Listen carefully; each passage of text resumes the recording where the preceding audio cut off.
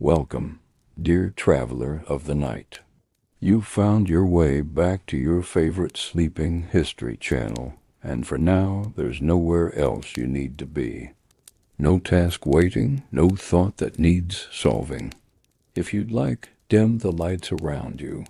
Let the room soften. Maybe turn on a gentle fan or allow the quiet hum of the night to settle in. Adjust your blanket. Let your shoulders drop. Take one slow breath in and let it fall away naturally. As you listen, there's nothing you need to remember, nothing you'll be tested on. This is simply a place to rest while the past unfolds quietly in the background. Tonight we begin with something both ordinary and ancient, the human desire to feel different. Not always happier, not always wiser, just altered, relieved, softened. Long before laboratories and labels, long before pills and prescriptions, people turned to what surrounded them: plants, fermentation, ritual, habit. The Middle Ages are often imagined as dark, rigid, and joyless. But that picture misses something important. Medieval people lived closer to nature than we do now, and that meant closer to nature's intoxicants as well. Some were deliberate. Some were accidental. Most were simply part of life. They didn't call it getting high. They didn't frame it as rebellion or escape. It was medicine. It was nourishment. It was ritual. And sometimes it was just the easiest way to make a hard day end more gently. If you enjoy calm, unhurried history like this, you're welcome to like and subscribe, only if it feels right for you. And if you'd like, let me know in the comments where you're listening from and what time it is for you right now. This quiet corner of the night stretches farther than we realize. Now, let's ease into tonight's journey together. Imagine the modern world loosening its grip, the sounds fading, the edges softening. And when you're ready, imagine the year is 1348. The world you know is gone. The bed beneath you is not really a bed, just a straw mattress pressed flat by years of use. The air is cold even indoors and carries the faint smell of smoke, damp wool, and old wood. The light is dim, but it exists. That's the first mercy. The light. You are alive this morning. You have survived the night. Your body, for now, is still yours. The shadow. So is everything else. The water you'll drink today may not be clean. The bread may already be days old. Your joints ache more than they should, and you're not considered young anymore. Outside, animals move freely through the streets. Inside, privacy doesn't exist, and yes, so are the fleas. There's no coffee to wake you, no pills to ease what hurts, no certainty about what the day will bring. But there is warmth if you can find it. There's drink, weak but comforting. There are herbs grown quietly, trusted carefully. This is not the polished Middle Ages of stories and songs. This is the real thing. And today, like every day, survival will come not from heroics, but from routine, patience, and small comforts taken slowly. Now, let's begin the day. Alcohol as survival, routine, and community. This was medieval Europe. A world of wood and stone, smoke and damp earth, narrow streets, and wide open skies. You wake slowly, not to an alarm, but to sound. A rooster somewhere nearby. Footsteps on packed dirt. The low murmur of voices beginning their day. You open your eyes on a simple bed, straw-filled, uneven. It smells faintly of dust, old fabric, and smoke that never quite leaves the room. Your body feels stiff. At 35, you are no longer young. By medieval standards, you're already edging toward old age. You share this space with others, family, sometimes animals. Privacy isn't a concept that exists here. The floor is cold beneath your feet. The air carries the scent of yesterday's fire. Before work begins, before the day fully asserts itself, there is something to drink, not water. Water is unpredictable, sometimes safe, often not. Instead, there is small beer, weak, cloudy, barely alcoholic by modern measures. Children drink it. Laborers drink it. Monks drink it. It's consumed not for intoxication, but for survival. The mug is wooden, worn smooth by countless hands. The liquid inside is lukewarm, slightly sour, faintly sweet. You drink slowly. There's no rush. This is how the day begins, not with stimulation, but with steadiness. The beer settles in the stomach like soft food. It brings a mild warmth, a quiet sense of grounding. No sharp edge, no sudden change. Just the subtle easing of hunger and the reassurance that this drink won't make you sick. As the morning unfolds, work begins. Fields, workshops, kitchens, stables. Beer comes along. Sipped between tasks. Shared without ceremony. This is intoxication as background. Present but unremarkable. By the time the sun climbs higher, the body has already adapted. The mind remains clear enough. The hands steady. No one speaks of being drunk. No one expects to be. This is simply how life is lived. And as the day continues, this quiet relationship with alcohol deepens, not in excess, but in rhythm. By midday, the world has fully awakened. The sun sits higher now, warming rooftops and packed earth. Work pauses briefly, not out of leisure, but necessity. Hands rest, spines straighten, breath slows. This is when people begin to drift toward shared spaces. Taverns are already open. Not the roaring halls imagined in stories, but modest rooms with low ceilings, wooden beams darkened by smoke, and floors worn smooth by generations of boots. The door creaks softly as it opens. Inside, the air smells of grain, damp wood, and faint sweetness. There is warmth here. Not dramatic heat, just enough to take the edge off the day. Light filters through small windows, catching dust in the air. A few voices murmur. Someone laughs quietly. A stool scrapes gently across the floor. This is not escape. This is community. Taverns function as meeting places, message boards, rest stops, and social anchors. News passes here. Agreements are made. Loneliness softens. Drinking is controlled. Ale is measured. Refills are slow. There are rules, spoken and unspoken. Too much noise draws attention.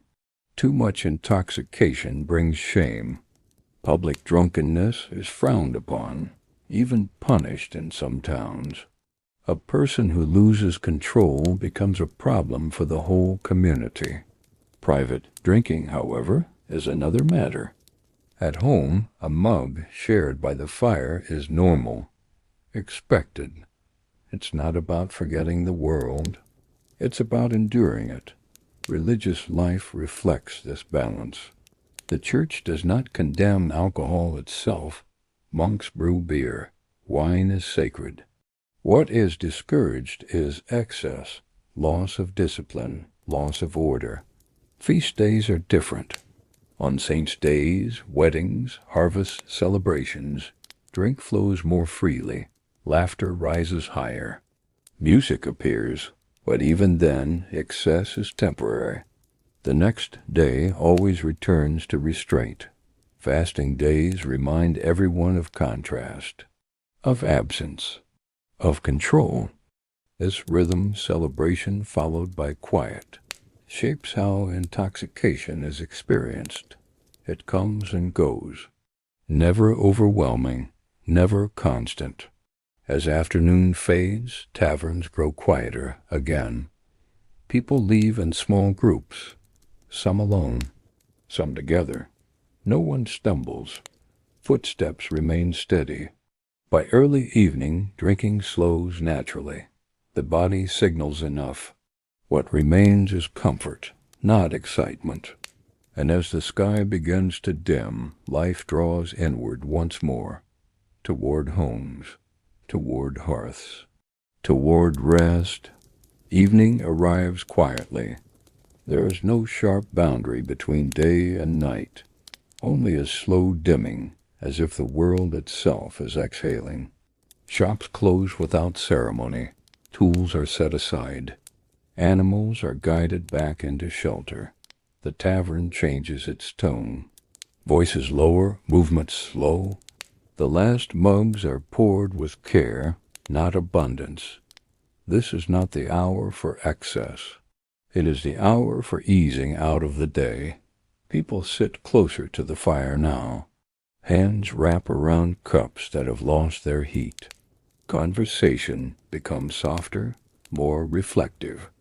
Sometimes there are long pauses, not awkward ones, but comfortable silences where no one feels the need to speak. The ale no longer announces itself. Its presence is subtle, a gentle heaviness in the limbs, a softening behind the eyes. Not confusion, not excitement, just calm. Outside, darkness settles fully. A dog barks once, then quiets. Footsteps fade along narrow paths. The smell of smoke drifts upward, blending with cool night air. Homes glow faintly through small windows. Inside, final routines unfold. A fire is banked low. Bread is set aside for morning. A shared mug is emptied slowly, thoughtfully. Beds are simple, straw mattresses, wool blankets. Bodies sink into them without resistance. Sleep comes quickly. There are no distractions here, no artificial light, no constant noise, no urgency waiting for morning. The mild intoxication of the day has done its work. It has taken the edge off hunger. It has softened fatigue. It has allowed the body to let go. This is important to remember. For medieval people, alcohol was not an event.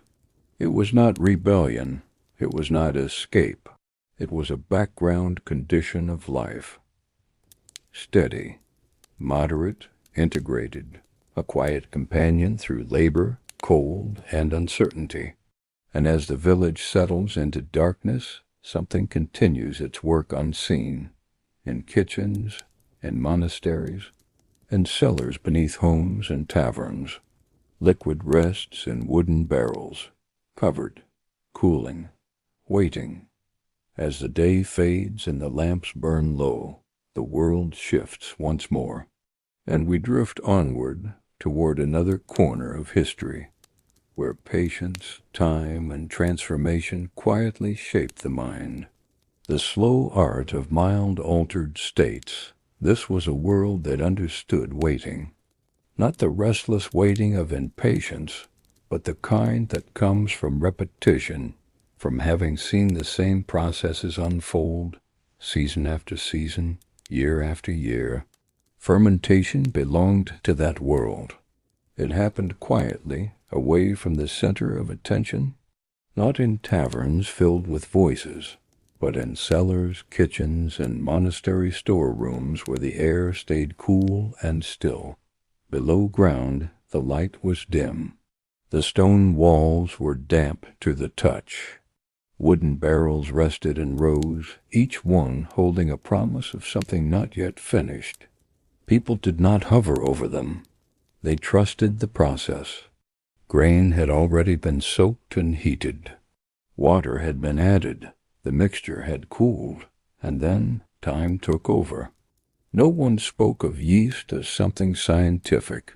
There were no diagrams, no microscopes, no written explanations. Instead, it was understood as a presence, something carried on the air, something that arrived when the moment was right, something alive. Some called it a spirit. Others simply accepted it as part of nature's rhythm. If treated gently, it worked well. If rushed, it spoiled. So brewers learned restraint. They learned not to interfere too much, not to move the vessels unnecessarily, not to disturb what could not be seen. A faint bubbling sound might appear after a few days, a subtle change in scent, nothing dramatic. Fermentation was not an event, it was a process.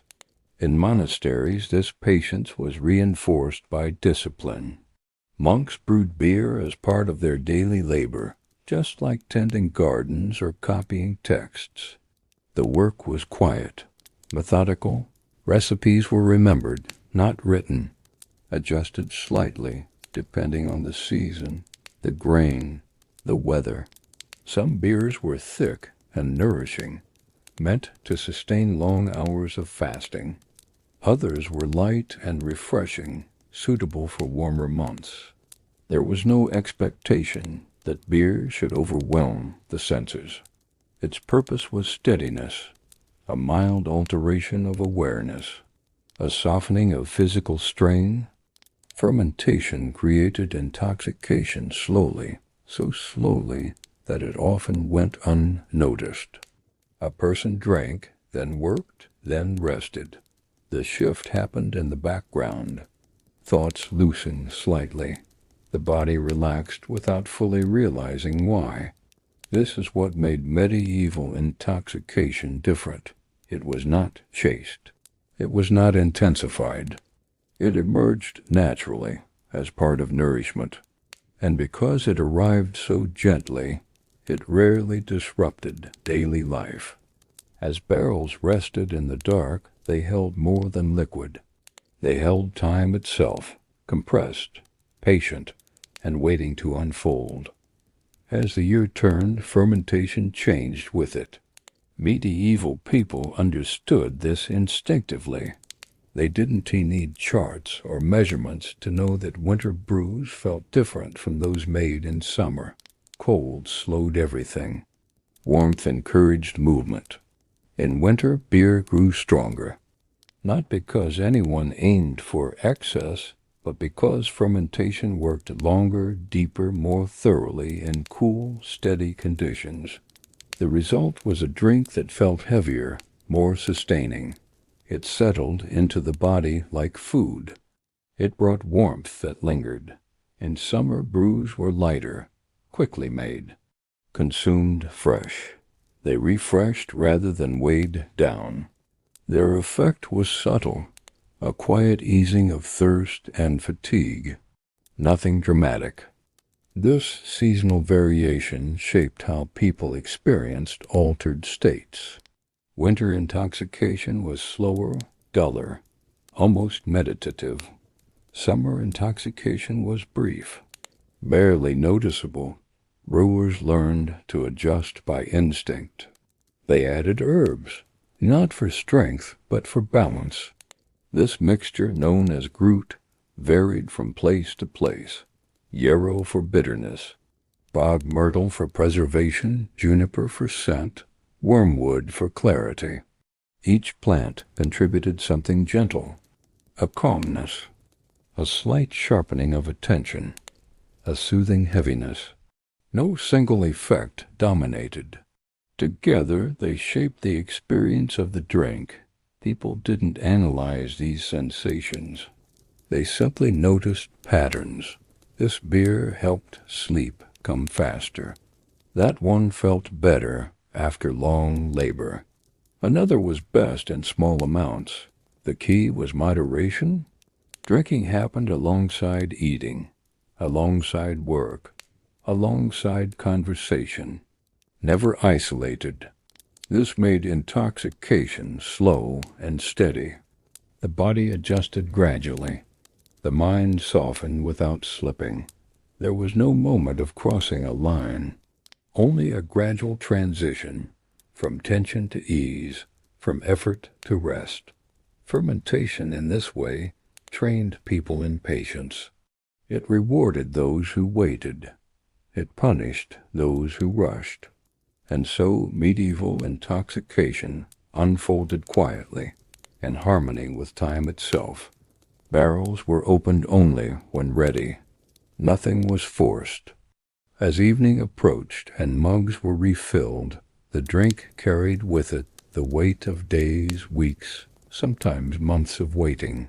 A reminder that change does not need to be sudden to be meaningful. Over time, fermentation became something people trusted without thinking about. It did not demand attention. It did not announce itself loudly. It simply worked. A brewer could walk past a resting barrel and know, without opening it, whether it was ready. The air told part of the story. So did experience. There was no urgency to finish the process. Rushing only led to disappointment. Sour flavors, unsettled stomachs, restless nights. Patience, on the other hand, produced consistency. And consistency was everything. For medieval people, a predictable drink meant a predictable day. It meant fewer surprises in a world already full of uncertainty. This is why intoxication remained mild. A drink that changed too much, too fast, could disrupt work, prayer, or sleep. That was never the goal. Instead, fermentation offered a gentle shift, a soft warmth in the chest, a loosening of tired muscles, a quiet easing of the mind. These changes often went unnoticed in the moment.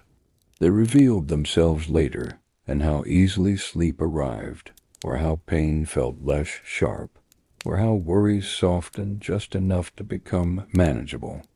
In this way, fermentation blended into daily life almost invisibly. It was not a separate experience. It was part of nourishment. Beer was food. So was the calm it brought. As barrels emptied, others rested in their place. The cycle never stopped. Grain became liquid. Liquid became something else. And time moved forward, quietly, steadily. By the end of the day, no one reflected on intoxication itself. They reflected on whether the work was done, whether the fire was warm, whether the body felt ready for rest. And most nights it was. Fermentation had done its work not by overwhelming the senses, but by supporting them. And as this slow, unseen process continued beneath floors and behind stone walls, attention drifted once more beyond the barrel, beyond the brew, toward the land, toward plants that did not wait in darkness to transform, plants that grew openly, quietly, and carried their own subtle influence on the human mind. As the day fades and the lamps burn low, the world shifts once more, and we drift onward into another corner of history, where leaves, roots, and flowers whispered their effects just as softly. Medicine, magic, and quiet hallucinations, this was a world shaped by plants. Not in the distant, decorative sense we know now, but in an immediate, practical way. Fields, forests, riverbanks, and gardens were not scenery. They were pharmacies, pantries, places of knowledge. Medieval people lived close enough to the land to notice subtle differences. Which plants returned each spring, which thrived in shade, which preferred damp soil or open sun. This knowledge was not abstract. It was survival. Herbs were gathered slowly, with intention. Not everything was taken. Not everything was used. A plant was known by how it grew, how it smelled when crushed between fingers, how it behaved when dried or steeped. There was no sharp line between medicine and daily life. Herbs eased pain. They helped with sleep. They soothed digestion. They calmed anxious minds, and sometimes, quietly, they shifted perception. This was not framed as danger. It was framed as effect. A tea that made dreams more vivid. A poultice that brought deep, heavy rest.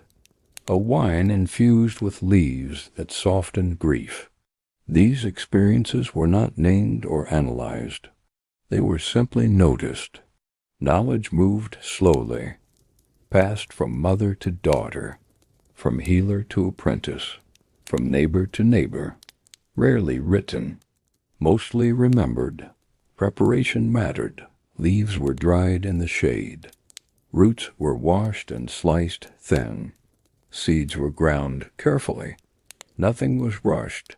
The dose was not measured in numbers, but in familiarity. A pinch, a handful, a sip. People trusted their bodies to recognize when something felt right or when it did not. This is how herbal knowledge remained stable for centuries, not through theory, but through repetition. In villages and towns, certain plants were kept close at hand. Others were gathered farther away, in woods or along hedgerows.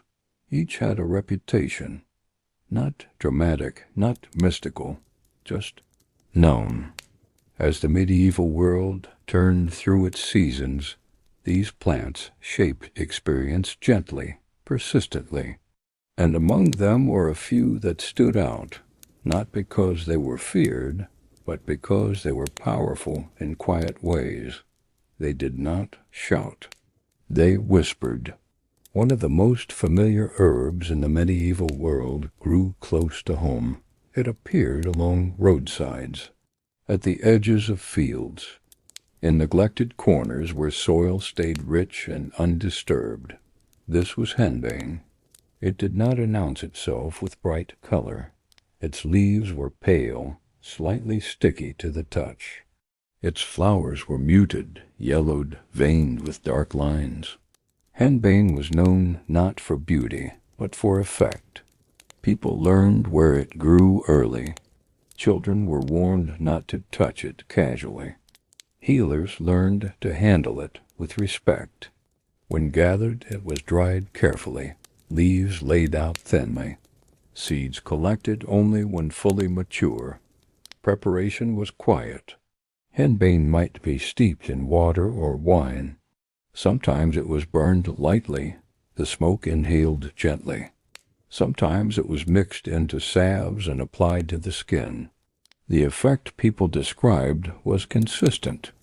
In small amounts, henbane brought heaviness, a loosening of pain, a drift toward sleep. Thoughts slowed. The body relaxed deeply. This made it useful for toothaches, for restless nights, for moments when the mind refused to settle. What people noticed most was not vision, but distance. Worries felt farther away. Sensations softened. Dreams sometimes grew more vivid.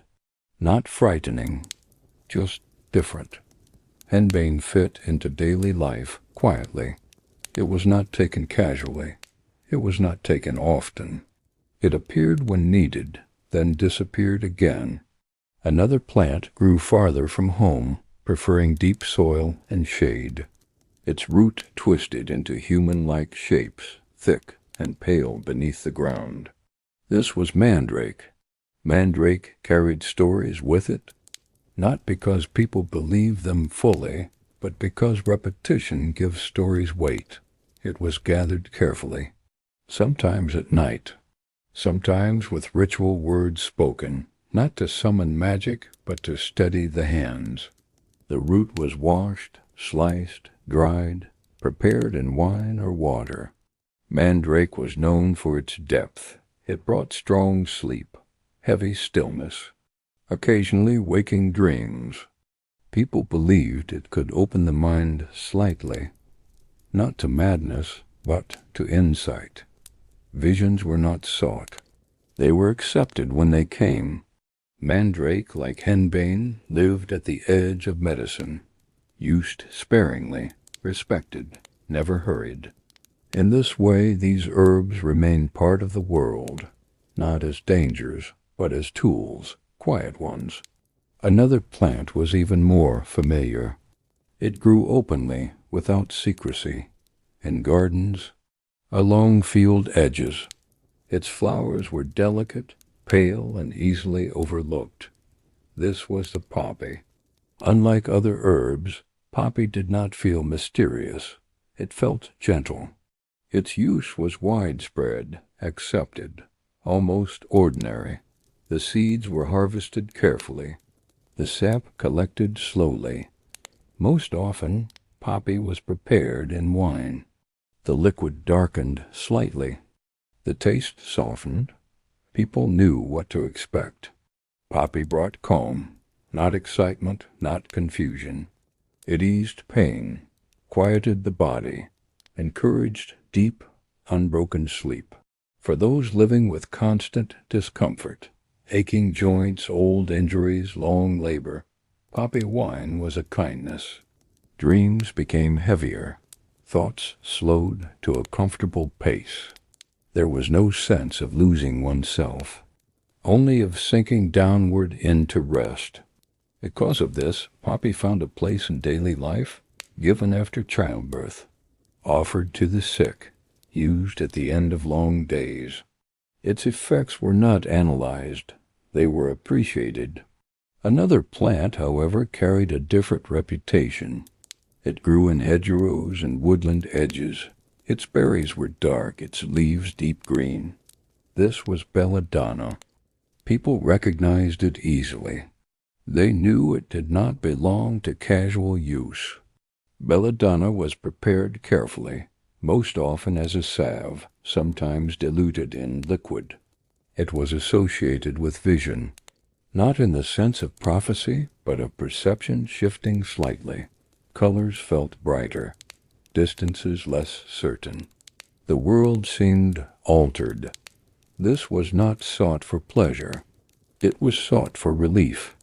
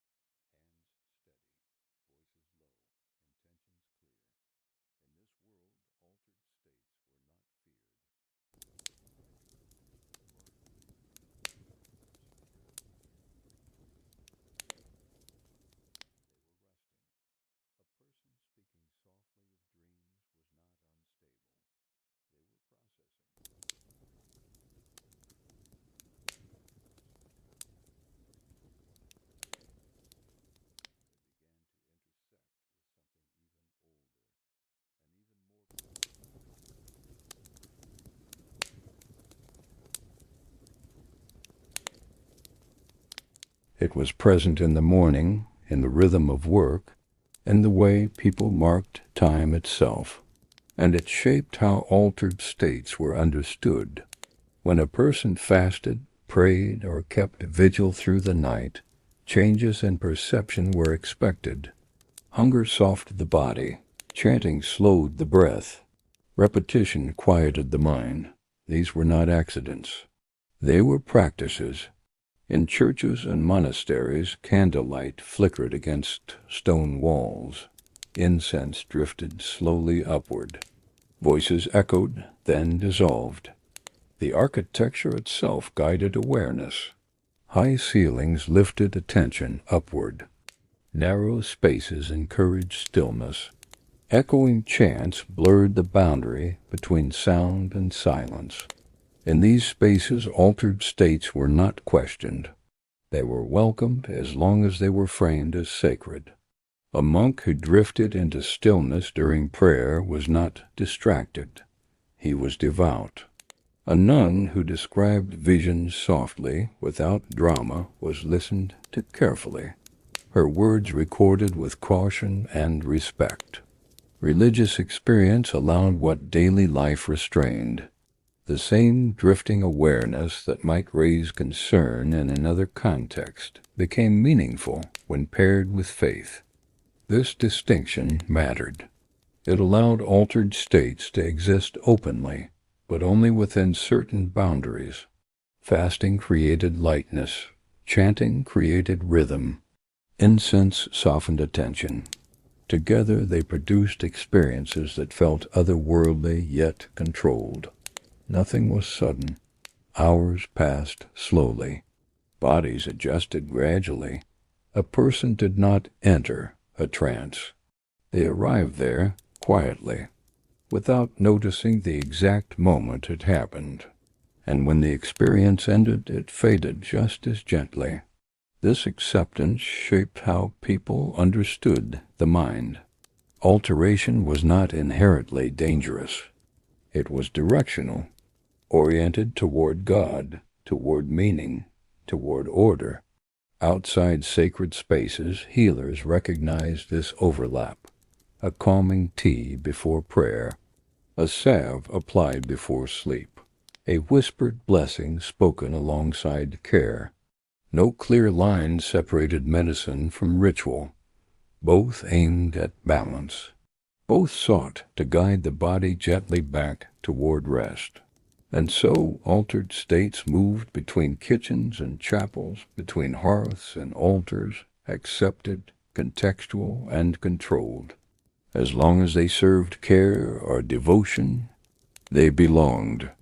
But as medieval society continued to change, another shift was approaching, one that would begin to narrow where altered states were allowed to exist, not through fear, but through structure. Change did not arrive suddenly. It never does. Instead, it crept in through small adjustments, new rules, new expectations, new ways of deciding what counted as knowledge. Universities expanded. Texts multiplied. Medicine began to shift from practice to profession. Healing, once shared freely within communities, started to gather structure around it. Credentials mattered more. Language became more technical. Authority moved farther from the home. This did not erase wise women or healers overnight. They continued to work quietly, just as they always had. But the space around them narrowed. Where once a midwife's experience was enough, now questions followed. Where once herbal remedies were accepted, now they were compared to written sources. Care became something to be regulated, not because it was cruel, but because the world was becoming more organized, more centralized. Altered states followed the same path. Those that fit neatly into religion remained protected. Those that fit neatly into medicine were categorized and controlled. What did not fit either category became uncertain. Still, For many people, daily life changed very little. Babies were born, the sick were comforted, the tired were given rest, quiet traditions endured because they were useful, because they worked, but something was being lost, slowly, almost imperceptibly. Not knowledge itself, but how that knowledge lived. It moved from hands into books, from kitchens into institutions, from memory into regulation. And with that shift, the intimate, human way of understanding altered states began to fade. No longer something observed gently, but something defined, measured, controlled. This transition was not a judgment on the past. It was simply the next phase. As medieval life moved forward, the space for folk knowledge grew smaller, not disappearing, but retreating into the background. And as these quiet traditions dimmed, attention turned toward a different concern altogether: pain, the body's limits, and the need for rest that went beyond comfort.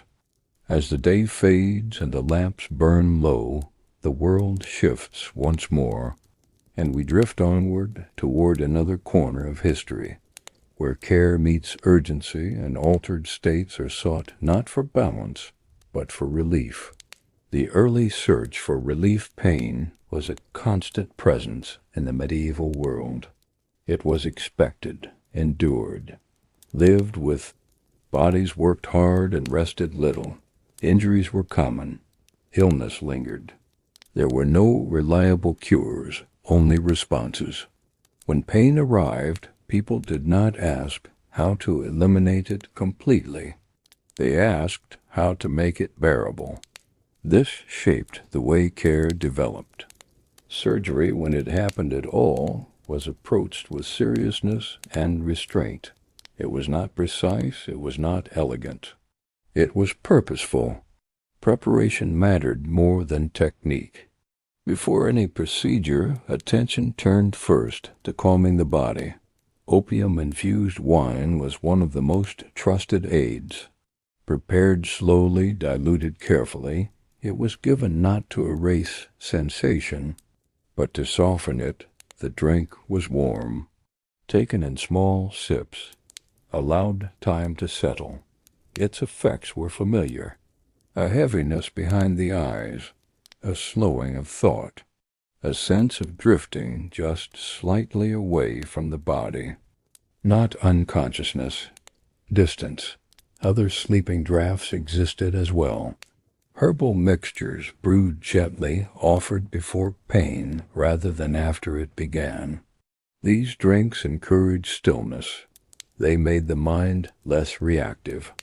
In some cases, physical restraint was used not as punishment, but as necessity. Hands held firmly, voices kept low. The goal was speed.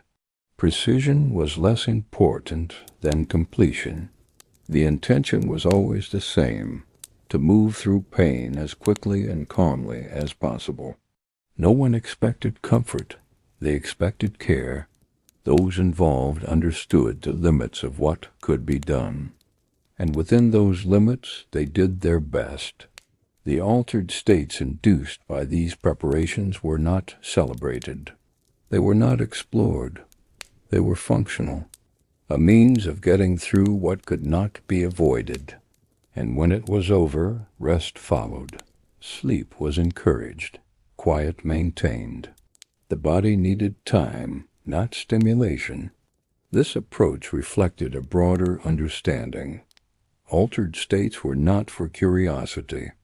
They were for relief, for a brief distance from sensation, for the chance to endure.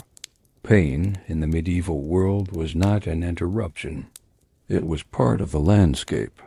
It lived in the joints of farmers who bent to the soil day after day, in the hands of craftsmen whose fingers stiffened with age and cold, in the backs of women who carried children, water, wood, and grief with the same steady posture. There was no expectation that life should be painless. Instead, there was an understanding that pain would arrive, and that one must learn how to live alongside it. This shaped every approach to care. When someone was injured, the response was rarely rushed, not because urgency wasn't felt, but because haste often made things worse. Before anything was done, the body was prepared. A fire was lit and allowed to settle into embers. Water was warmed. Cloth was laid out. Voices lowered instinctively. Someone would sit beside the person in pain, not above them, not apart, beside. Touch was reassuring, a hand on the arm, fingers resting lightly at the wrist. Breathing slowed together. Only then were preparations brought forward. Opium wine was common, but never taken lightly. It was stored carefully, often in small containers, marked by memory rather than label. It was diluted with intention, not measurement. A sip first, then another. Time was allowed between each. No one expected it to work instantly. They waited. The person drinking would begin to feel warmth in the chest, a heaviness behind the eyes. The sharpness of sensation would dull, not disappear, but soften. Thoughts slowed. The mind drifted slightly away from the body, as if stepping back just enough to endure what followed. This distance mattered. It did not remove pain. It made pain survivable. Other preparations were used alongside this. Herbal drafts made from poppy, henbane, or mandrake, always diluted, always administered with care. These were not combined recklessly. Experience guided decisions. A healer knew when one remedy was enough, when adding more would overwhelm rather than help. The goal was not unconsciousness. It was cooperation. A body that could remain still. A mind that would not panic. If restraint was necessary, it was done calmly. Arms held firmly, not violently. Voices remained steady. There was no shouting. Fear made everything worse. Those present understood that speed mattered. The longer pain lingered, the more dangerous it became. So procedures were brief. Decisions were made ahead of time. Tools were prepared and kept close. What followed was never described in detail. Not then, and not now. What mattered was intention. The intention to help, to finish quickly, to allow rest afterward. Once it was done, the room changed. The urgency drained away. Light softened. Movement slowed. The person was kept warm, encouraged to sleep. Sleep was considered part of healing, sometimes the most important part. Altered states here were not mysterious. They were not spiritual.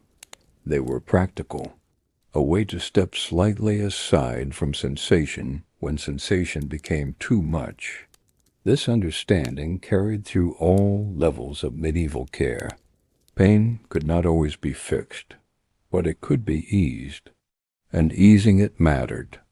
As the centuries progressed, however, this quiet balance began to shift. Not because people suddenly feared pain more, but because they began to believe it could be controlled. Control, fear, and the quiet narrowing of relief. As the medieval world slowly moved forward, something subtle began to change. Not overnight, not dramatically. It shifted the way fog shifts at dawn, almost unnoticed until the air feels different. For centuries, care had lived mostly in homes, in kitchens beside hearths, in quiet rooms where knowledge passed from one set of hands to another without ever being written down. But gradually, learning began to move elsewhere, into stone buildings, into schools, into universities. These places valued order. They valued written words, diagrams, lists, categories. And with that came a new way of thinking about the body. Pain was no longer only something to be endured and eased. It became something to be studied, named, organized. This was not cruel. It was curious. Scholars wanted to understand why pain happened, why some remedies worked sometimes but not others, why certain plants calmed the body in one person yet unsettled it in another. But curiosity has consequences. What had once been flexible began to harden. Practices that relied on intuition were viewed with suspicion. Remedies that could not be measured precisely were considered unreliable, and substances that altered the mind even gently began to attract concern, not because they were new, because they were old. They belonged to a world that could not be easily controlled. Universities taught medicine through texts inherited from Greece and Rome. These texts described balances of humors of heat and cold, of moisture and dryness. They preferred treatments that fit neatly into these frameworks. Wine, when prescribed, could be explained. Opium in carefully described amounts could be justified. But folk mixtures, unwritten recipes, drafts adjusted by feel, those were harder to defend. So gradually authority shifted. Healing became something that required permission. Licenses were introduced in some regions. Guilds formed. Words like proper and approved entered the language of care. This did not eliminate older practices, but it pushed them to the edges. Wise women continued to prepare calming teas. Midwives continued to offer sleeping draughts.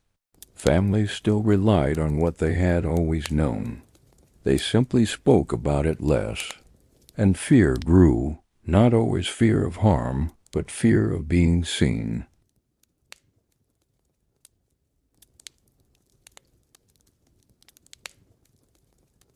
But pain escaped through altered consciousness, even briefly, could be viewed as weakness. Or worse, this didn't happen everywhere at once. In many villages nothing changed at all, but in towns and cities the tone shifted. Care became more formal, more distant, and the space for gentle intoxication, the kind that softened suffering without spectacle, narrowed. Not vanished, just narrowed. Still, people adapted. They always had. Remedies were disguised as tonics. Calming draughts were folded into bedtime routines. Language changed. One no longer said, "This will make you forget the pain." Instead, one said, "This will help you rest," and rest remained acceptable, as it always had. As the medieval period edged toward its later centuries, the old balance between body, pain, and relief had not disappeared. It had simply become quieter, more careful, more private, and perhaps more human than ever. As the quiet rules settle and the household lights dim, the world shifts once more, and the long medieval night begins to close around us. By the late medieval period, relief had not disappeared. It had simply learned to speak more softly.